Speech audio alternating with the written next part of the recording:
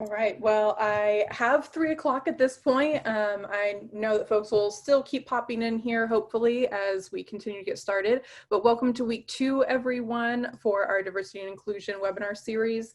Donna will be taking the lead today on designing inclusive course syllabi. Tiffany did an excellent job last week, and I hope to, if you registered for that, then you already got the link to be able to view that session, even if you weren't able to be with us last week. However, I hope to share all of the video links and the recording links with everyone at the conclusion of the entire series, so you can come back to these as needed to continue your professional development. So with that, Donna, I will turn it over to you. Just keep in mind the chat feature is open, Q&A feature is open, so feel free to use both of those as needed throughout. Well, it's really exciting to be back with the group this week. I've said several times to Tiffany that I feel like last week was just phenomenal, and I was really excited about it. But then also thinking, wow, I have to really step up my game to make sure that we can continue providing you some of the resources and the perspectives that you thought were helpful last week. So I hope I can do that today. I love this topic. I spend time on this in multiple classes that I teach, both to our undergrads in our teacher preparation program, as well as graduate students who I have in our graduate teaching scholars program here in our college. And it's always a great conversation with our students, and they work really hard to try to incorporate different things into their syllabi to try to really think about the audience they have potentially coming into their classroom. Last week, we had great response to our survey, the evaluation feedback at the end of the session. And in that, you asked some questions and mentioned some things. So Tiffany and I are going to do our best today to try to address those. A couple, I think, at least one, I think will really be addressed next week as we think about integrating different pieces of things into courses. But you're welcome to ask questions, and I don't mind stopping if you ask a question that then Carla can see and tell me about while we're going along here. I love that. I feel really awkward just talking along for a long period of time. So please interrupt me.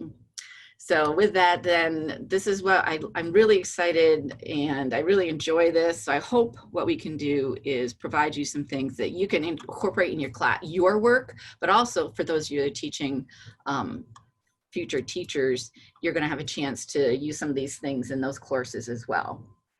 So as I thought about this, where do you start? Well, let's start right at the top of the syllabus and just setting the tone. And with that, then I'll mention this a couple times during our conversation today, that using first person is a very effective, easy way to start making your course feel accessible. It does a little bit to try to level the hierarchy in the room. Certainly, we never are able to do that entirely, but anything you can do to try to move yourself away from that top-down position, even in the way you present your written material, can be very helpful. So here's an example. I'll be sharing this full syllabus for this class by next week, so you have an example of something. But on the top of it, you'll see that we start out with a statement, and I have always 1 or 2 graduate students who like to team teach with me in this class, and so it's a we that we talk about right from the beginning. So many of you may already be doing this.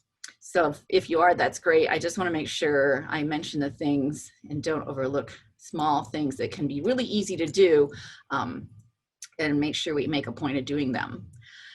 One thing, I'm sure everyone puts information about themselves, who's the instructor of the class, on their syllabus. But it's interesting, as I really work with particularly grad students who are developing syllabi for different places in our college, how far down a first page the instructor information can sometimes appear, because everyone feels there's all this course information that needs to go right away at the top, and then you're like halfway or lower bit down the page. So one thing that's in the readings and literature talking about what to do to make courses inclusive is to let students know right away who's teaching in class and how they can contact you.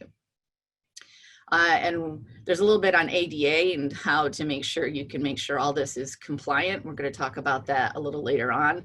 But here's some information. I have And as I mentioned here, this spring, when we went to all online, I chose to share with my students my cell phone number. Truthfully, they just want to text at most, but it then they said they appreciated that I was willing to give them that information. Nobody abused it, but I really wanted, because I had several students that were in places with terrible internet or in circumstances where they were having to go to a family member's house or the local firehouse to get to internet.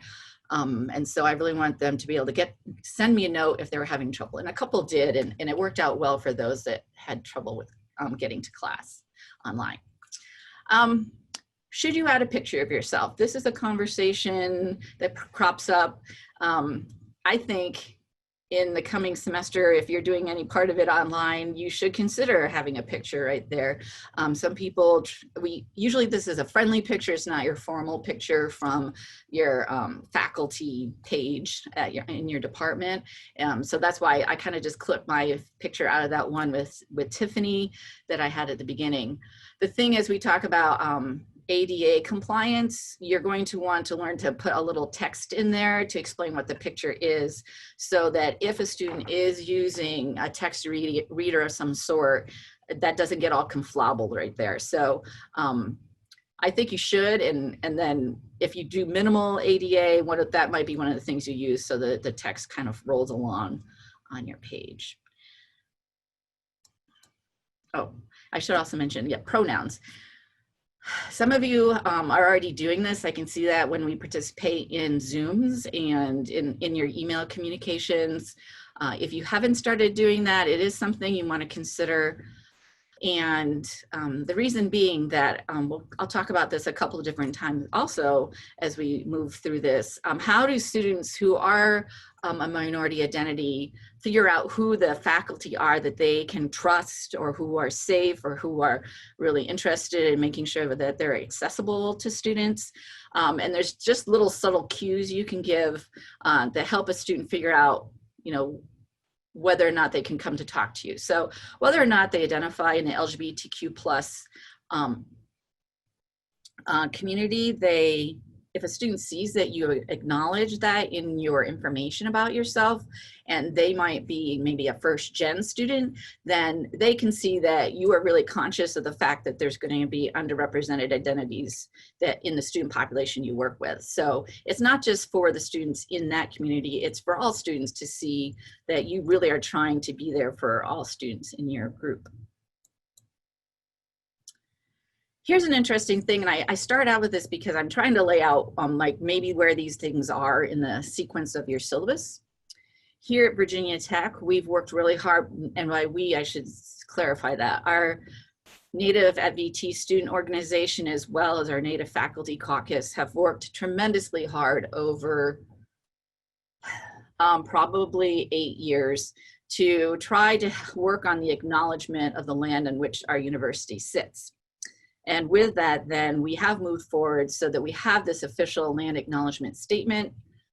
Faculty use a shorter version of this sometimes at the bottom of their email, but I think this is something that's important to put somewhere in your syllabus. And you can really think with some of these things, as I suggest, putting them in your syllabus, where do you put them? Someplace that looks logical. For me and how mine work out, it could be right under my faculty information, because I really think about, talk about, acknowledge where you're sitting. So if you're the person leading the class, where are you, and who do you acknowledge as the people that really have given a tremendous amount, a crazy amount of sacrifice from their community for us to have the space that we're on for our campuses. So that might be, if your campus hasn't moved forward yet with a land acknowledgement, this could be a little challenging for you, and I'd be happy to chat with people about this further on if we want to have a conversation about it. But for those of you that are curious, like, okay, whose land is our land are we on? Then there's this cool little map, and in this figure, you can see the web link to it. If you go there, you can type in your zip code, and it will zoom down in to your location, like Raleigh, North Carolina, or Gainesville, Florida, and it will tell you the tribal communities that have occupied that land over time, one thing to be really cautious of when you like, oh, I know now who lived here, is these boundaries aren't necessarily set, and how colonized governments interpret boundaries, like state boundaries and counties, may not be the same way that an indigenous community identifies their boundaries. And these are constantly changing because this is a map designed based on collective input from thousands of people. And actually, it's what's really cool if you go there and you're working with different, if you're doing some international work, this goes around the globe. So it's not just a US thing, it's a global map. And so that's really fun if you're trying to show your students what you're doing globally, some of your international work. But if you're trying to figure out how to start the conversation of where you're at, here's a place you can go. Now, the next thing I caution you on with this is to don't assume you're right even after you go to the map, because it really is important that you find or learn about those people that are the Native communities that are present in and around the region of your university, and understand to be respectful of them as you try to identify this. So it can be a little tricky, and it's something you don't just put in there without a lot of thought, but I think it's something that we as ag education broadly defined in colleges of agriculture is something we can play a role in trying to start these conversations. So this is really these are really tools to help you think about how to move that forward.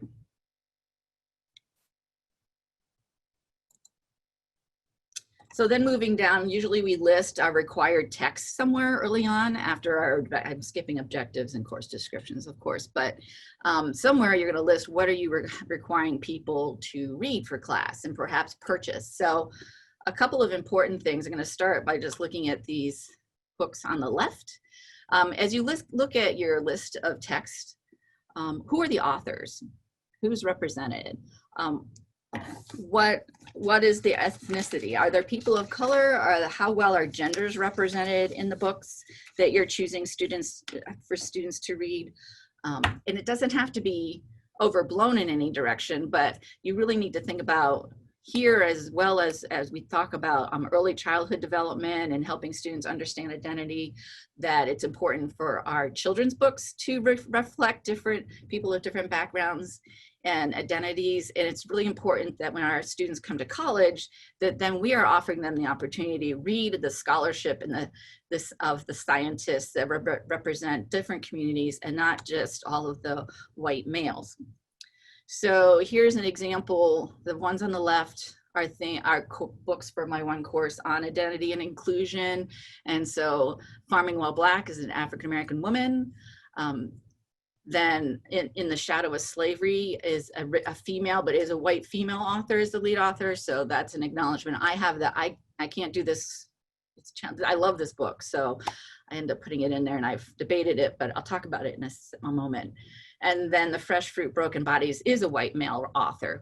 And so as I talk about what do you including multiple authors of different backgrounds, that doesn't mean you eliminate the white men at all. You just want to think about who's here and who's not here, and who could be really providing insight and really valuable material that your students would appreciate. And it helps them, particularly as future teachers, think about when they want to move into the classroom, how might they have authors in their courses that reflect different backgrounds. And with that, then, In the Shadow of Slavery is an awesome textbook. My students love it because it tells a great story of how so many foods that we consume here in the South have come from Africa, and it tells a story of how the slaves were able to bring those seeds to the colonies as they were on those slave ships, how they wove seeds in their hair, and particularly mothers were very worried about making sure their family had something to eat wherever they were going. They didn't know where they were going, but those seeds then brought us a tremendous amount of different crops that are very prevalent today. And so as you think about preparing our pre-service teachers to teach Introduction to Agriculture in high schools, why not think about adding a more of a piece on where some of these other other foods came from, and that not everything, the understanding of how plantations evolved and what slaves' role and what skill sets slaves brought to plantations, all is really laid out well here. So it's a good example for this presentation, but I'm also plugging it as a book that you might choose to have undergrads read. And then speaking of people who you might be preparing to be extension educators or high school agriculture teachers, Hannah Shearer may or may not be on right now. I know she's trying to participate, but she and I team teach a class, and we added this book this spring. Many people are using Understanding by Design as a foundation piece of helping students write curriculum. This book takes it a little step farther, and the culturally and linguistically diverse classroom was a great place for us to have the conversation about how to make our curriculum more connected to the students that could be in our room. And one thing, we don't have a lot of English as second language students in many of our agriculture classes, but this has a great conversation about how we shouldn't use the phrase English as a second language, because so many of the students who come to us who don't have strong English skills have multiple other languages that they have mastered before coming to our communities. And so how do we change the vocabulary we use around students who may not be strong English speakers or writers, but who really bring a lot to the classroom and to their lives because they already have multiple languages that they know, and trying to change that as not a deficiency.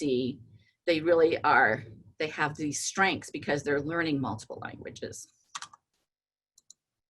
Let me just take a second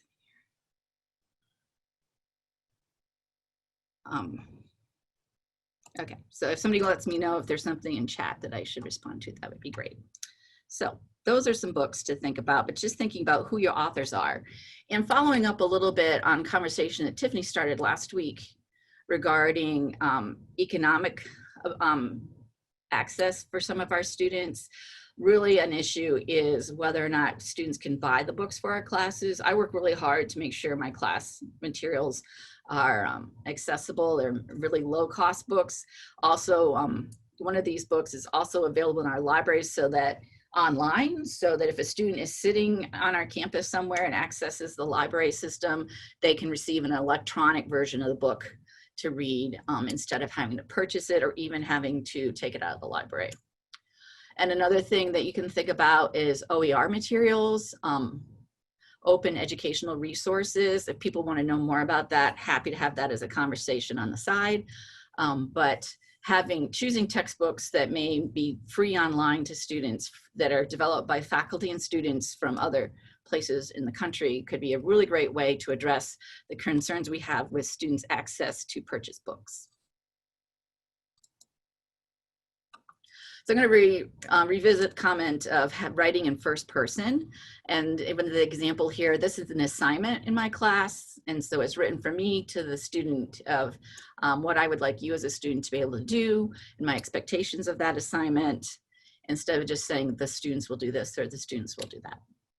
So it's really simple, but again, you're helping students think about that you're trying to build relationships with them. And as we continue with our online environment for many of our classes, I think this is even more important, that you try to be personable in making connections with students, because again, they have lots of stresses, many of those identified with connected to their identity and other situations in their life. So if they feel like you care about them as a person, it can kind of come through in how you write this. And just a little plug, the artwork from here on out, there's different pieces in the slides, and those are student pieces that were submitted to me to one of our classes. So there's different statements you can put into your syllabus to help students see that you care about some of the challenges they have or things that are important to them. And it happens that I'm following along in an inclusive pedagogy professional development program that's running this summer based out of our Office of Identity and Diversity. And so it was really helpful that Michelle has actually written some of these things out. So these are from that. They're really good examples of statements you can integrate into your syllabi. I would caution you though, don't put them all in a row, right? So as you think about, these might be things that are helpful, that are relevant to the students you might have in your classroom. Try to think about where to embed them in between things so they're relevant to the content around them and not just a list, because then it looks like you're highlighting a list of people who might have issues in your class, right? And that doesn't always feel so great. And one thing I wanted to point out with this, particularly the persons who have religious or cultural observances, the reason why a piece of that is written in blue is because personally, I would not ask them they must tell me by a certain date, because that does still sound a little too authoritarian to me. I don't think I have that many students that have these circumstances that I have like a quarter of the class or a number that I'd have to keep track of. So I really don't have a problem if students don't tell me this until shortly before. And there may be some reasons for that, because if they do feel marginalized on our campus, it may take them a while to decide they really can tell me that, even though I've written it in my syllabus. So my syllabus doesn't include that extra piece. But I wanted to show these. This is really important to think about all the different students in your classroom that might have different things going on that impacts their success in your class, and just acknowledging that and helping them think through the ways that they can help themselves address those issues, or that you may be able to talk with them about those challenges is really important. The one that says, I'll honor your request to address you by your chosen name or gender pronoun, I actually do a note card on the first day of class and ask students to tell me some things about themselves, including how they would like to be referred to in class. And so I make a very specific effort to gather that information immediately. And I don't wait for them to tell me, but this is still a valuable thing to have in the syllabus to remind yourself and them that that's really something you're trying to do.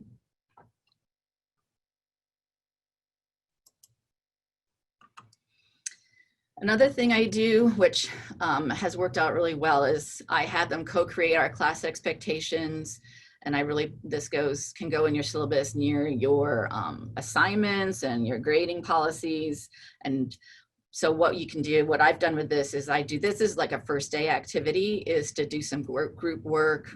Maybe they do some gallery walk as part of it, so they contribute to each other's ideas. But I ask the students to determine for themselves, how are we going to function as a group? I'm not sure you can do that online. I think if you use breakout rooms in your Zoom, you can still have students do this. And if you can use collaborative Google documents with your students, this was actually done in a collaborative Google Doc with the whole class when we did it. And I didn't put it in my syllabus. I actually choose to keep these on my course management page. To be honest, I think students look at it more because they go to that page all the time to do the work in the class. They're seeing it more often than if I just put it in the syllabus. Much as I would like to think they look at the syllabus a lot, I don't think they do, and they would see it more frequently when I put it on that page. And then some very specific technical things you can do to make sure you're accessible to students with different types of learning needs and challenges in your classroom. There's ADA compliance and also reading levels of the written material that you're preparing. And I'd like to yield to Tiffany at this point to chat about this a little bit. She's done a lot more work on addressing this with her, particularly ADA compliance within her work that I have not had a chance to do. So, Tiffany? Thank you. Let me do this. Oh, will you stop your screen sharing, please? Shall.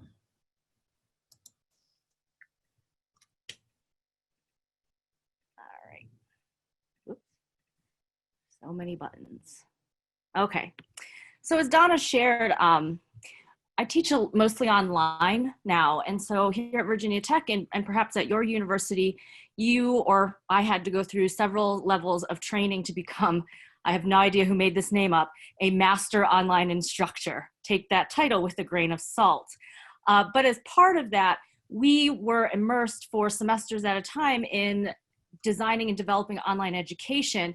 And so when Donna and I were working up these webinars, since most of us on this call are in public education of some sort, some high school, some college, right? Like a different spectrum, but all of us sound like we're gonna be online for part or all or more than 50%. So we thought it wise to just spend a couple minutes on different ways to help your students with ADA compliance. Now, I say this with a caution of some of the software, like Virginia Tech has software rules on what you can and can't use and license. So please check with your your university or school. I don't want you to get in trouble, to be very frank. Last week, someone asked about the closed captioning on PowerPoints. And so here's my show from last week.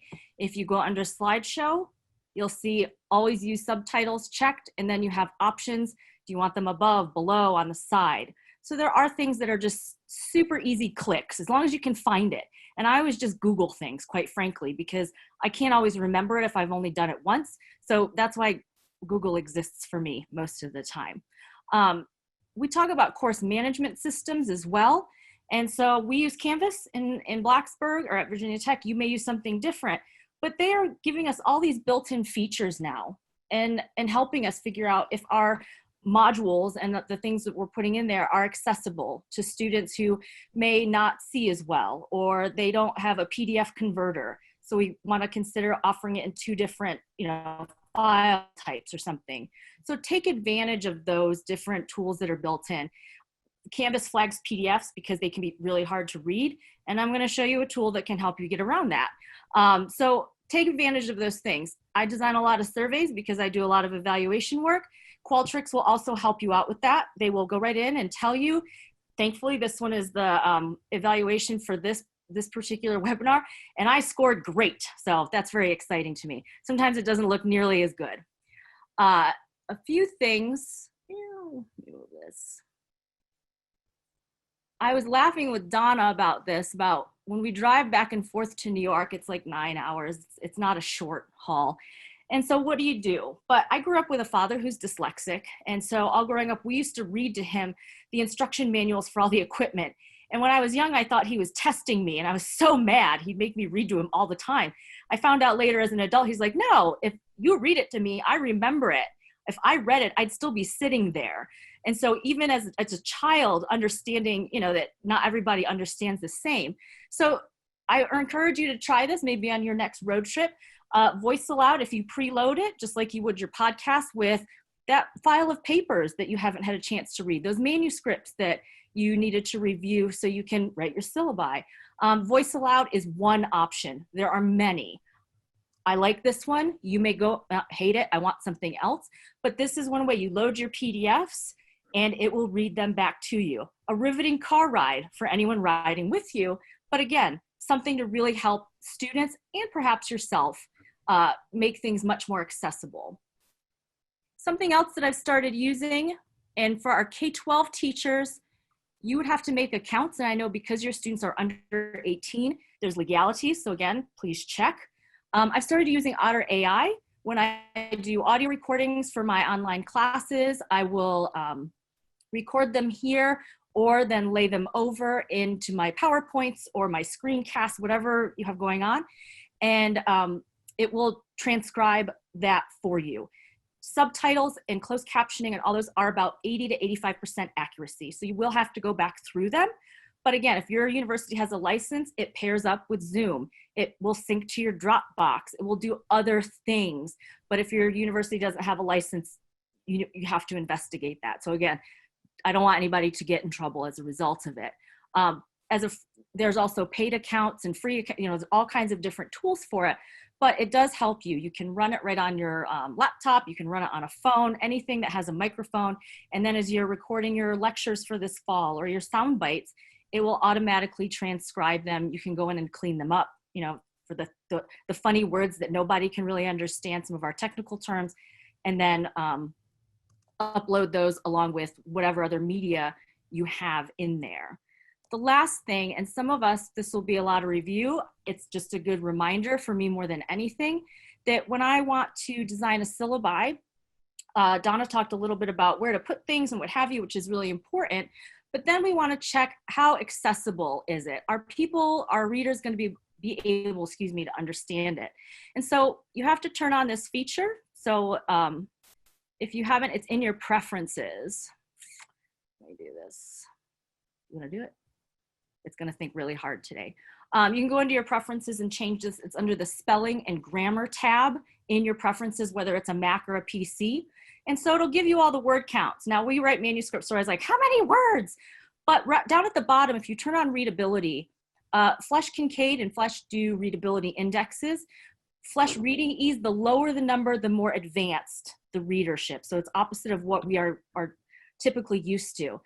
This is a graduate level course, but the average American reads at an 8th grade level. I may want to consider making some changes to my syllabi because right now it's scaled for a 12th grade reading level.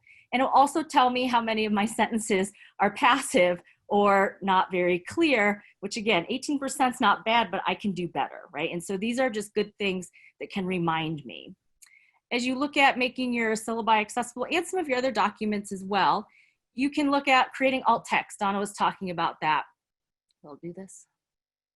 And so I've gone into this, and I've created an alt text description for it.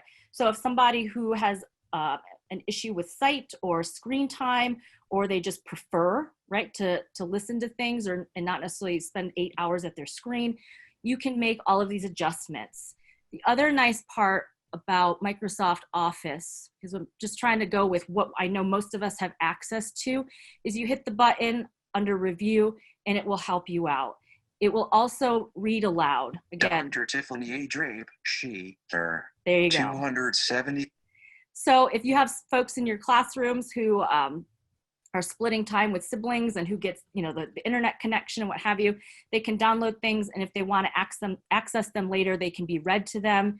They can do it in multiple formats. So Office has a lot of really cool tools built in, and since a lot of our employers have Zoom licenses, we can take advantage, as long as we get permission, of some of these extra features in there to really help us out. I will happily answer questions, but I'll turn it back over to Donna, and I will stop sharing my screen. There you go. Thank you.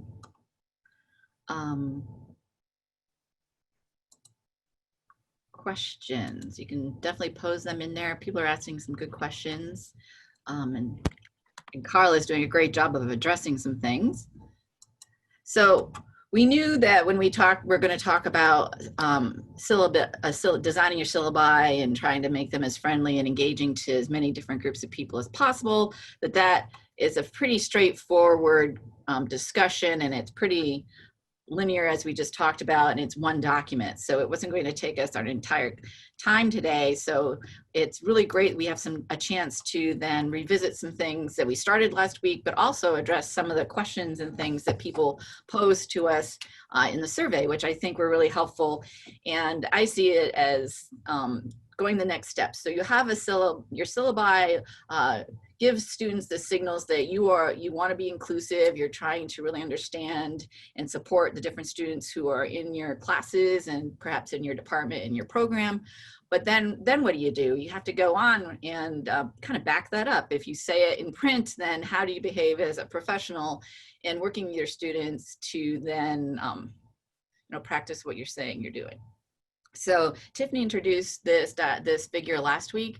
Cultural competence is one of the phrases that you definitely can Google and learn more about beyond this session.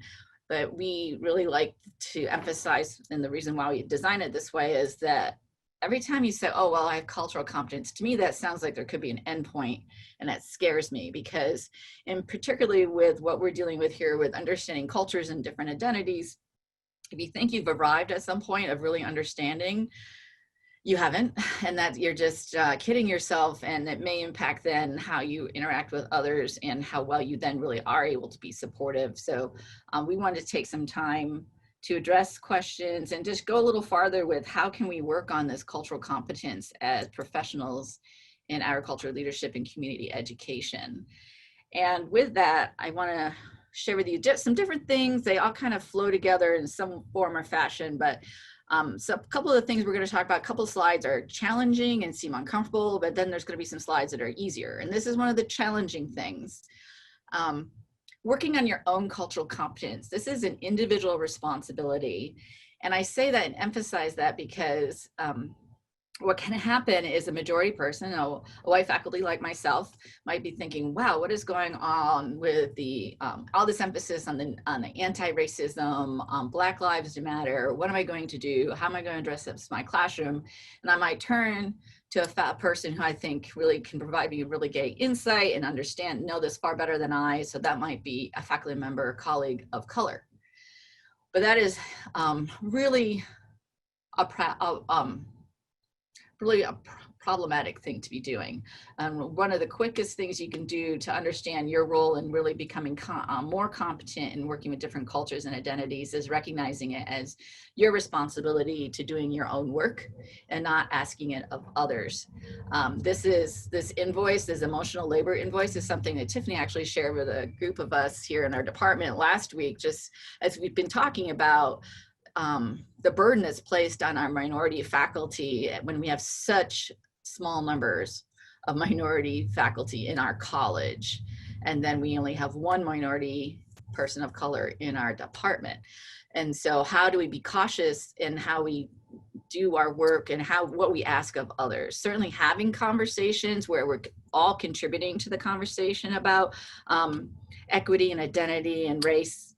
That's wonderful when we're all contributing, but asking these things of others to do the work for us so that we don't have to read and we don't have to look things up is really not appropriate. And so with that, then how might you start moving forward with doing some of this work? And here's just a few titles that you might consider, and some of you might have read some of these already. Waking Up White on the left, I've kind of separated that one out because I think of this group, that's the one that's most approachable, a little easier perhaps to read. It's hard to put this into words, but also maybe not as painful to read as a white majority person. So if you want to start reading, I've suggested to several people, they start with Waking Up White. It's a really, it's a narrative and reflection of a white woman who is in education, and I think it's really relevant. We can connect to it pretty well, and so I think that might be a good book to start with. White Fragility is really important to read, and I encourage you to do so. I'll be very honest, White Rage and Post-Traumatic Slave Syndrome are books that were just recommended to me last night in a webinar I participated in, and so I have not read them yet, but they were strongly recommended by the group that was really facilitating the anti-racist efforts. And so I really respect their opinion, and so I put them out here for you. But there are other books. There's lots of books. Matter of fact, Tiffany just shared with me what she was reading a little while ago, and I told her, okay, but I cannot get that book. I have a pile of books that I'm reading, and I'm working on a project with Dr. Vincent, and I want to make sure I read a book for that project. So I have a book list already. So you might be like that as well. So I don't want to give you too many books at one time, but as you think about books to read, Dr. Drape, Dr. Vincent, and I, and others on this call, I would be happy to let you in on the list of our library books, some of which I have not read yet, not finished. I have a habit of starting them, getting halfway through, and then I want to pick up another book, and I do that. So a simple thing you can do as you work on your cultural competence and being aware of others and how you can demonstrate that you are supportive of all the students in your classroom is, what does your email signature say? So here's mine. It's kind of my shorter version, but I use my cell phone in there. Again, honestly, nobody's ever overused it. And I'd rather have more students call me than all the random calls I get from weird places. I definitely keep my pronouns in there. I don't put it at the top because I don't need to scream that, but it's there. And so I've thought a lot about where in the list these things go. And I think that is helpful. And the acknowledgement of our Native community and the land we're on. This actually in mine, I saw that my colleague, Dr. Nualny, has hers linked to our Native at VT students page, our cultural center here on campus. And so I've done that as well. So not only do I make this statement, but it's actually a live link to our Native student cultural center. So those are simple things you can do. And I'll talk about it in a second. Okay, what else can you do? Well, I took these pictures this morning, so that's pretty much what my office looks like. It's not, I really should work. Obviously, I need to deal with library books in general and how to organize them, but I didn't do that today. But here's our doors. The door on the left is Tiffany's door, and the door on the right, in the right corner is mine. We have messaging on our doors that acknowledge that we know there's students that are working hard to try to navigate their identity and be successful on our campus. And so we have things that are stated there. And like this one, the example here, it takes courage to grow up to be your true self. Something, it says something similar to that. And then here's information on our inclusive BT office and some things there. And then Tiffany has a couple of cool things here. It shows that she's done some safe space training. And then she also has this item here to really talk about how we value all the people who are our neighbors and members of our community here in our department and who might be walking by.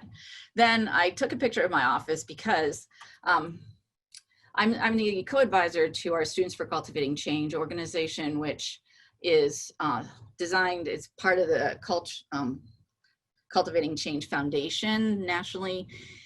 And we really function to support students in the colleges of Ag and Life Sciences and Natural Resources who identify in the LGBTQ+ community and are trying to navigate their way not only through our college system and surviving being on our campus, but then where do they choose to work and how do they find their professional passions and careers in places that can be safe.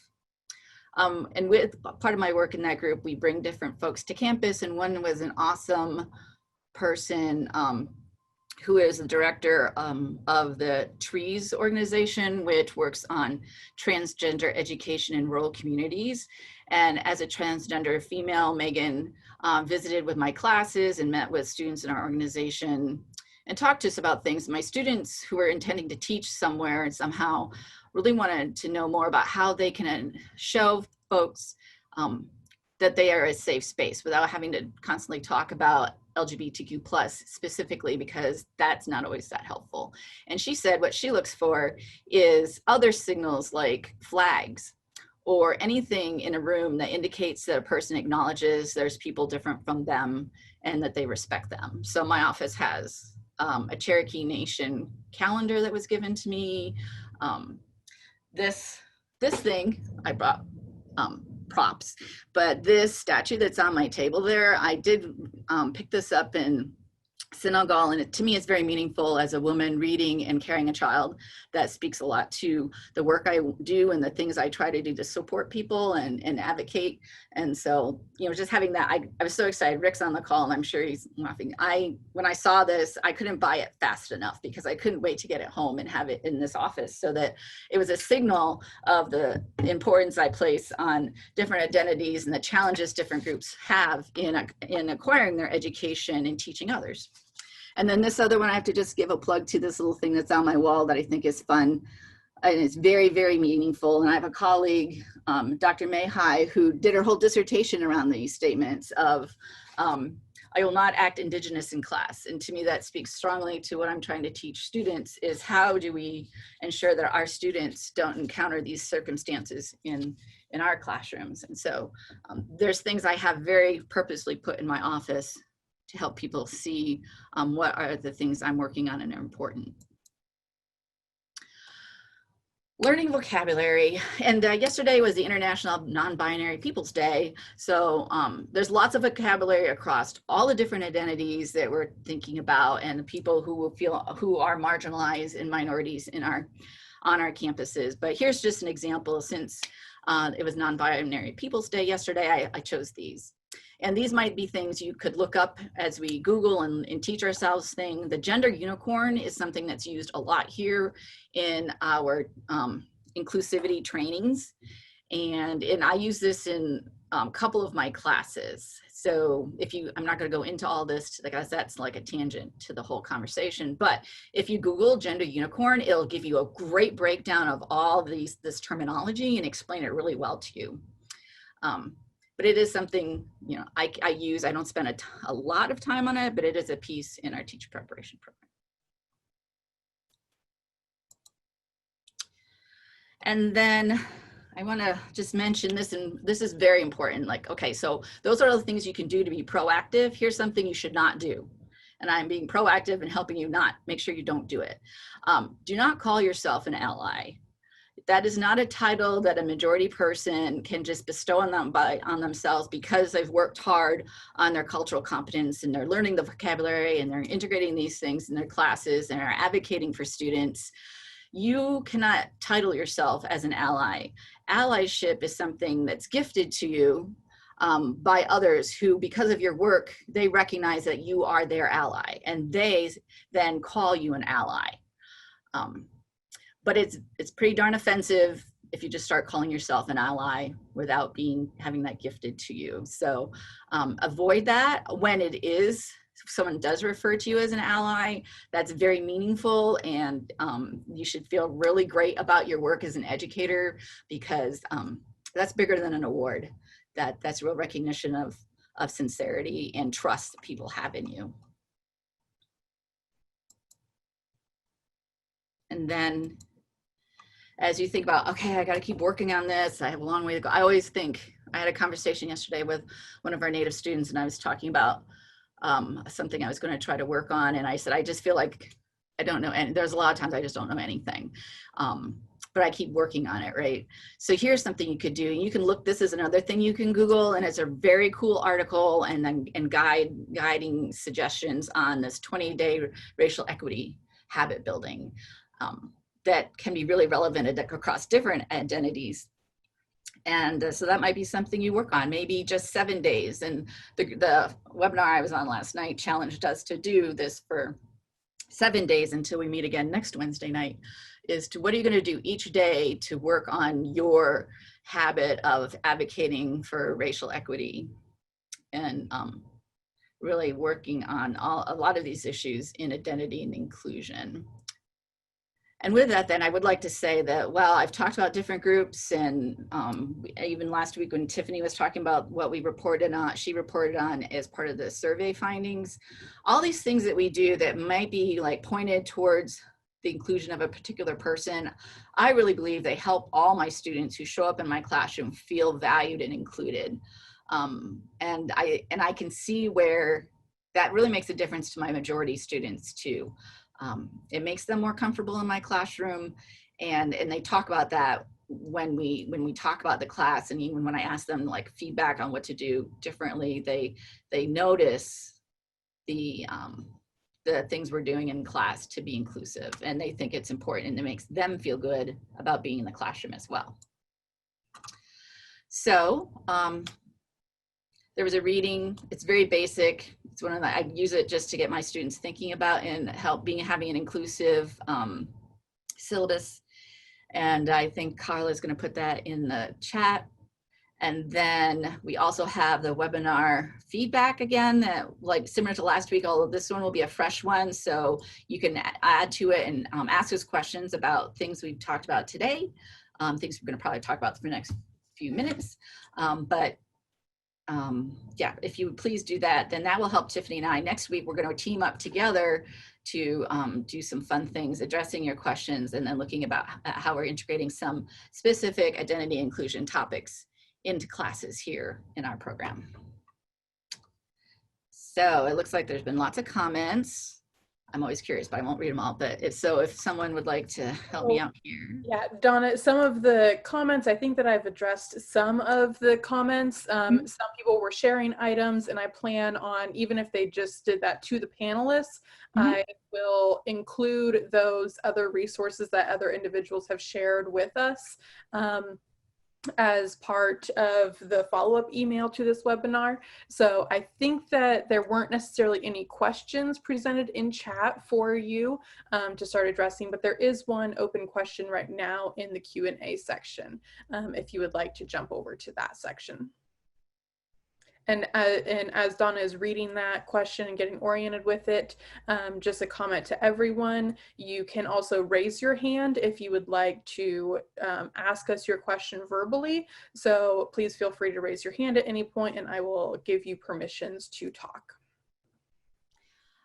So this question is, it says, I'll just read it. I'm a member of a religious community that does not affirm gender fluidity. Doing so would be a direct violation of my religious identity. Of course, I aim to love and welcome all my students, and I believe I do a good job with this. My marginalized students say I'm inclusive repeatedly in course evaluations. What advice can you give us, the folks like you who are regarding this? Well, similar to what I said about like all those statements that I suggest, like all these things you can put in your syllabus. You don't have to write them all in your syllabus. Matter of fact, if you wrote a statement for every group of people that you were thinking could be marginalized, it really loses its power. But if you are including, if you're evident, and it is obvious here by your evaluations that you're working hard to include everyone in your classroom, you're just not identifying that group. And so I respect that that's something you can't do, and nor do you want to. You don't have to be as out there as I am about it. I think if you're being inclusive of all students, you're being inclusive of all students, and you don't have to name every identity that you're working with. Does that help? Follow up if you'd like me to say a little bit more about that. But for those of you that are thinking you're not comfortable with it, and just trying to really understand it more, certainly acknowledging another person and how another person identifies themselves does not mean you agree or disagree with that particular point about that person. And so acknowledging and respecting if a student asks to be referred to a particular way, that doesn't mean you don't have to like anything. But as an educator, if someone asks you to use a particular name, I think in most circumstances that can be something that is accessible for you to do, because we definitely may or may not like a lot different things about different people. We may not appreciate those things, but we still respect that that's their perspective, and that's how they view their world, and that's how they live their lives, and that's who they are. But that doesn't mean you have to, it doesn't mean anything about your identity. That's you respecting their identity. I'm not sure I just went around that very well.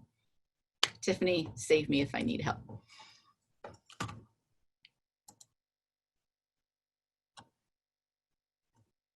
I think you're muted. Did you say something? Oh, I said, I think you're good. Yes, I was muted. But affirming someone else, like you said, versus affirming yourself, it doesn't need to be, I don't want to say a big deal in the wrong context, but it's no different than starting a class and saying, what name would you like to be called, right? We all have people in our family who maybe go by their middle name, or, there's multiple of the same name. So somebody gets a nickname because it's easier than saying the same name and having two people turn around at the same time. So it sounds like you're really doing a good job already. And in terms of, affirming it, then I think that's up for interpretation as well, in terms of what are you comfortable with? Your community better than Donna and I ever would, to be very clear. And so I certainly, it sounds like a non-answer, but I do not also want to violate or be disrespectful of the things that you believe in as part of your community. I think it's evident with students giving you the feedback that you're really doing what you need to be doing. So that speaks more to that than we ever could. Anyone else want to share any? Oh, whoa. That's a good question. That's a great question. Oh, go ahead. How can we address inappropriate comments in the moment without distracting, derailing the class, or making the student uncomfortable? First of all, it goes back to setting the class expectations. And if you really take that seriously and help reinforce that with your students, that they all agreed to be respectful, that's important. Now, if it's something that is uncomfortable because someone challenges a circumstance, you take a deep breath, you think really hard and fast, and then you have to step forward, because silence is an enabler. And you may not do it perfectly the first time that you have to deal with a circumstance. But if you know it's something that's inappropriate, you need to find the words within yourself to address it fairly without being accusatory. And really, if we wanted to spend some time on that could be its own conversation. And I'd be happy to talk with someone about this because I think there's ways to think through this as you do your reading and you learn the vocabulary. It makes it a little easier to just do succinct sentences based on fact, because if you know more about different identities and something is said and it's inappropriate, you can state clearly why it's inappropriate without struggling and looking like you don't know. So that's why it's really important that you continue doing the work to learn about different identities and issues and challenges people have, so that you can address those. It can be added for next week, Gaia. No problem. It can be added. We will add it. So. Because I was challenged by a student this spring, and it was really an important thing for both of us. And we really had a very frank conversation, and it was in front of some other students. But I held my ground. But then that person really worked hard, and I explained some things. And so later in the semester, they were one of the people that really became more authentic and open in their conversation with peers and really supportive of others. So I take from that, it was really important for me to be uncomfortable and to really power through that conversation, because I knew that I had to say what I needed to say, and I had to address this situation, and it was worth it, because the long term, it was really an important thing to him and the others in the class. Yeah, I've had students as well. I mean, obviously you can see my face, and as Donna already pointed out, we don't have a ton of URM faculty in our college. I had a student actually say something to me as the instructor, and totally innocent, right? But totally offensive. And so in the moment, whoever asked that question, not in totally derailing class, right? Like, we still need to move on. And you put the uncomfortable in quotation marks, they're going to be uncomfortable. I think that's, we shouldn't mince words about that. Just like you're probably going to be uncomfortable, they will also be uncomfortable. So like we talked about last week, you're going to have to be comfortable getting uncomfortable, and so are they. So what I did in this particular instance I'm thinking of is, the students went on and they were working on something, and I just walked up to the student and quietly, again, I'm not there to humiliate, they weren't confrontational, a little different, and I said, I'd like you to know what you just said to me was extremely offensive. If you'd like to talk about it after class or later, please stop by my office. And so the student, to their credit, looked at me bewildered. Like, again, we don't know sometimes that we're making that mistake. We're just human. And so the student didn't come to my office after class. Fine, a couple of days went by, no problem. We had class again. I didn't mention it because, again, they need to also sit with that. And so about a week later, actually, they popped by my office and said, I want to talk to you about class last week. I went home and looked some stuff up. And so it was really nice, and it probably turned out the most optimal way possible, frankly, that, I didn't harp on it. I didn't go into the next class and, that fist in the air kind of thing. And the student just needed a little bit of time to understand that what they had said to them might have been funny or, something they'd maybe seen in a movie. But when you say it to that person's face, all of a sudden it takes on a different kind of meaning. So you can also do it, I don't want to say more discreetly, but like you said, not, stop the whole class and, drop everything kind of thing. And I think that just your comment when you said that that was very offensive, and we can talk about it later, that easily could be adjusted with words to say that was offensive to other people in the class. Even if it wasn't for as a faculty, if it wasn't your identity that was being offended, you can say that same sentence. And so what Tiffany did was a magnificent way of handling that. So if you have a coworker who's not taking this very seriously, a number of us probably have this. How do you start this out? Honestly, how I started out and how I even started out with my students in class, depending on the class and the context of which I'm teaching this. Talk about social economic status. Started out with a conversation of who's hungry. That resonates very quickly with our students because it has nothing, first of all, it's a hidden identity. All of that are hidden identities, but there are identities that as a majority white person, you could see you have friends that may have those circumstances that they identify in those groups of socioeconomic status that jeopardizes their ability to buy textbooks. They may be hungry by the end of the semester because they could only buy the smallest meal plan. So you can, and those are ways I start my class on identity inclusion. I start with hunger on college campuses as a hidden identity. And then we go from there. And I found that was a pretty a helpful way to start conversations about identities and how we don't always understand other people's identity. So you might start with that, like, how are we helping ensure our students have access to resources for class? How are we making sure our students aren't hungry? How are we making sure that they have transportation or they have resource, all those things associated, particularly with economic status.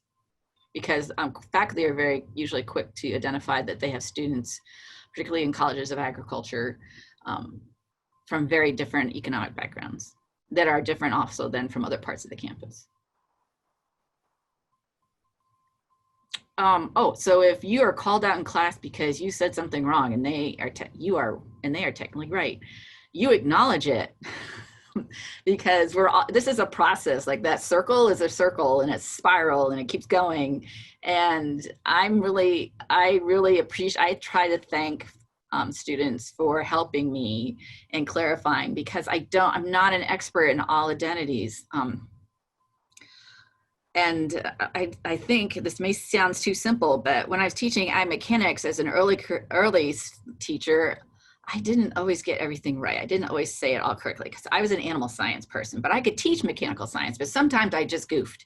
And I had, students in class that were aces in ag mechanics, and they would correct me. And I'm like, thank you. And then I would let them actually teach them things. And I think that same can be here. If they have expertise, then let them speak, let them teach. Work with them to help them think about how they can contribute to this conversation in your class. And if you need a succinct statement, because I have to make this one as well, like we talked about last week, I make mistakes all the time. And so it can be as simple as, you're right, I was wrong, I'm sorry, and I'll try not to make that mistake again. That going back to that, being sincere about it, we love having the Who's Right contest, right, in society, and understanding that we messed it up is a simple one to remedy, and then try not to make that mistake again, right? Like, learn from that. And we would ask the same of our students. So it's certainly a fair expectation. Yes. Oh shoot, I was just reading the next question I meant to.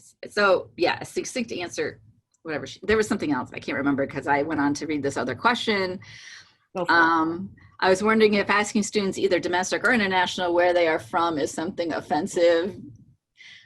Tiffany might have a comment on this as soon as I'm done, but yeah, and it can be offensive. And so that's where I give space to let students tell me what they want me to know about them.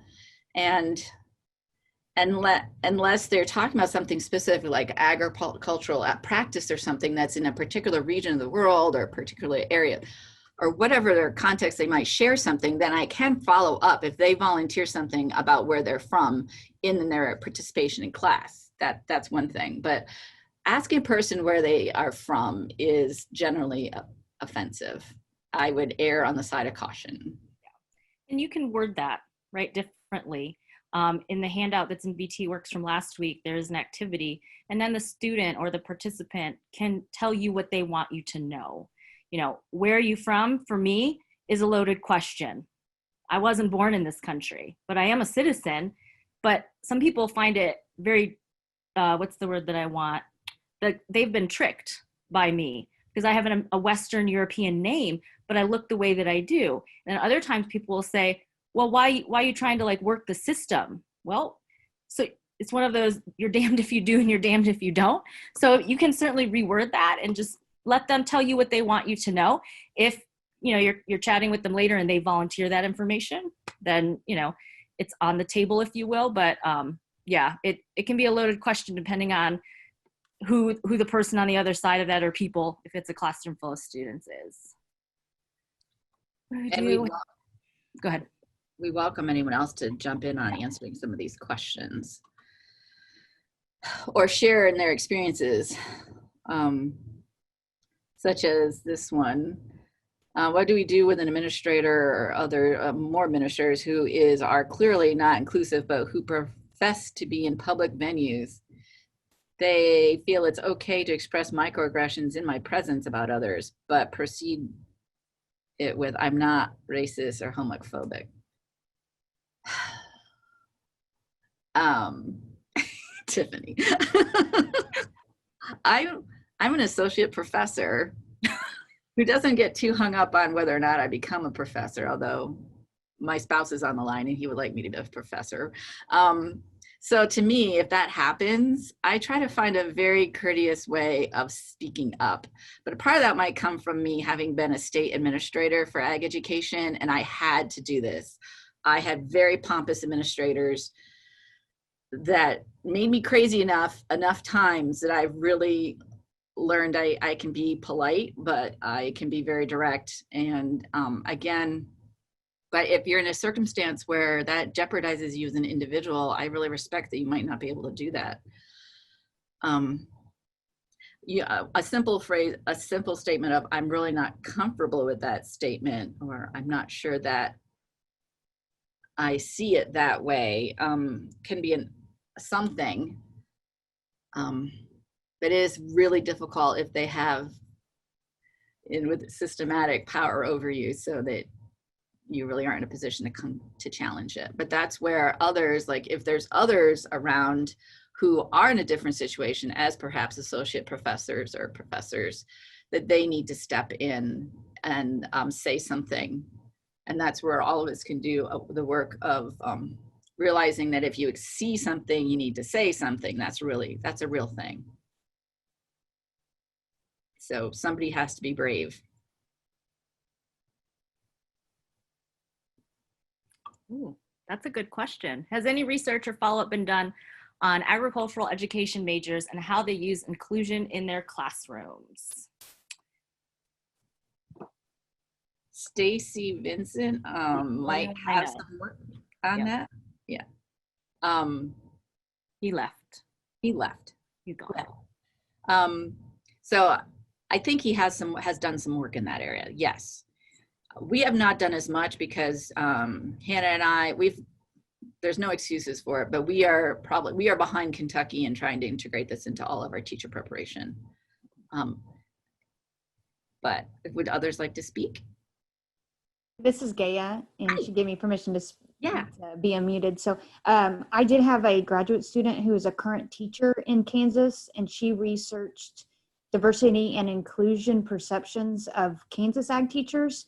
She didn't, it wasn't sent out to all teachers. It was a purposive sample, and it was very interesting, and we have work to do, but it is a jumping off point for us in our state and kind of looking at what's happening. So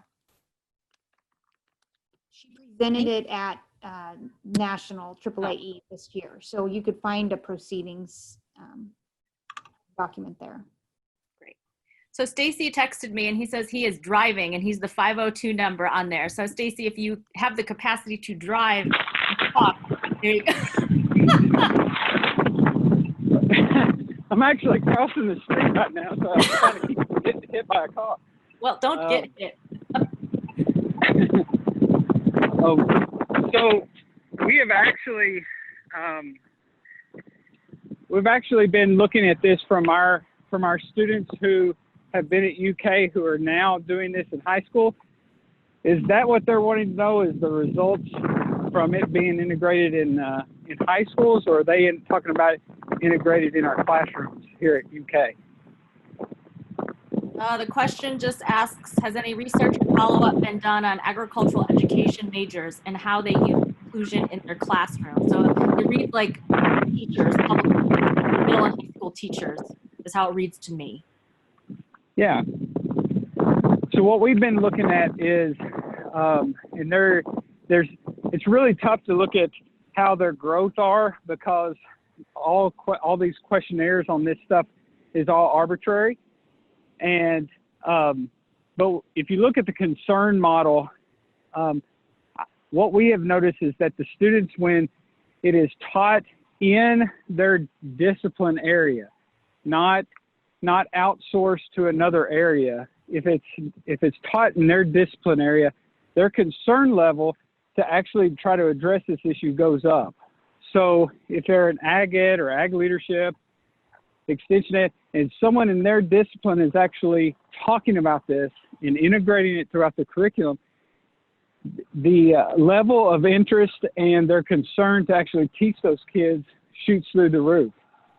Versus if we farm it off to a psychology or sociology or the College of Ed to teach these courses, it actually has a negative effect on our students' growth.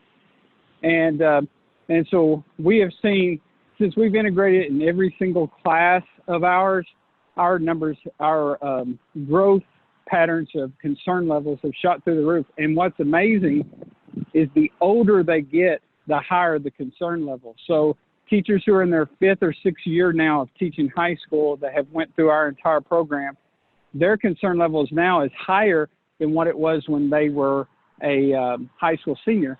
And if people are saying, well, concern level, that sounds bad, actually that's a good thing. For example, I've walked all the way to my truck and I'm concerned because I can't find my truck keys because I think I have left it. And so now, because I'm concerned, I'm panicking as where are those keys at? This is real life, people, actually really happening. So if I'm not concerned, I don't care where my truck keys are. So it's actually good that we see a high level of concern. And I'm going to let you mute me again where you don't hear me panting as I run back to my office to find my truck keys.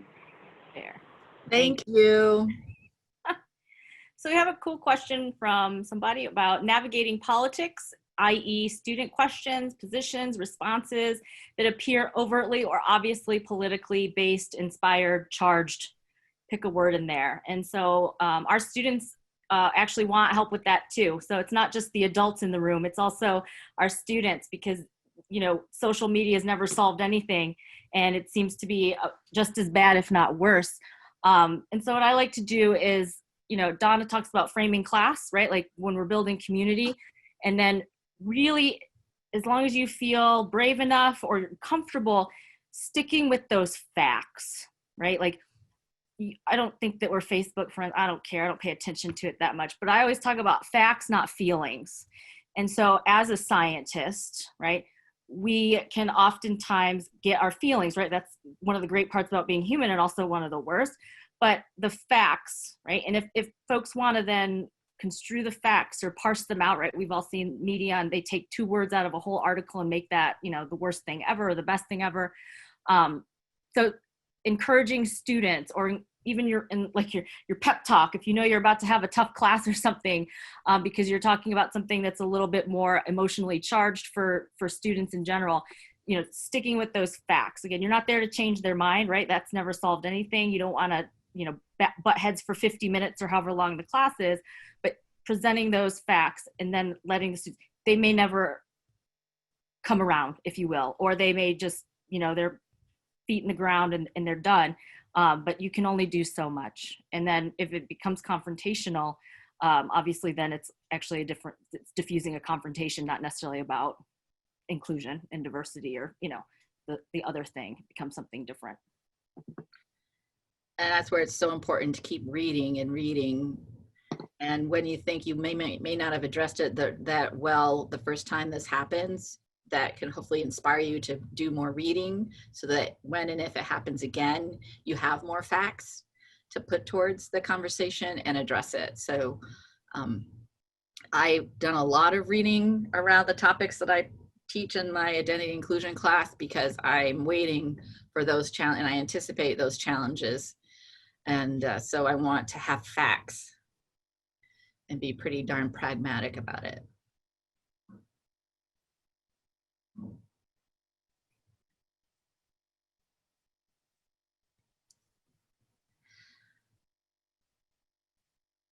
If there are no more questions, we definitely will be sharing these resources. And if you have things you want us to think about doing for next week, please put that in the survey. We really get excited about reading the survey responses because we both are evaluators. So it's really nerdy, but we really appreciate having the opportunity to get your feedback. And next week, it is pretty open. We have lots of ideas, but anything you have that can, we want to be able to really make this for what you need, because that's the point of this. And did you want to say anything, Tiffany, about that, the item you just put in the chat, because you wanted to address that question? Yeah, somebody last week had asked in the chat and I forgot to address it because I'm like a squirrel and the shiny stuff gets really exciting. And I didn't respond. Somebody had asked some very specific questions and I don't recall who it was. So if it was you and you want to follow up, email me or ask me here in the chat and we can follow up offline or what have you. So I had made a note about it and then, you know, it went on and then we hung up. So. And she's submitted at least 2 grants since that time. So yeah, I'll stick defender in that too. We really appreciate the opportunity to share with you, and we're not experts. We are just trying to do our homework and trying to do things. And so as people have ideas, we want to engage. And if you want to challenge us on some of these items, we're game for that too, because we're both really trying to be very serious about how we work to improve ourselves in this area. So let us know what we can do. Thank you for taking the time this afternoon. We hope that you guys are having a great week. And we'll see, I catch myself still and yet I still do it. It'll be fixed by the time I retire, I think. And we'll see a lot of you and hopefully all of you next week. Thanks. Thank you so much, Tiffany and Donna. I'll be sharing all of these resources as a follow-up email tomorrow. It'll go out sometime tomorrow. So thank you again so much. Looking forward to next week. All right. Have a great day, everyone.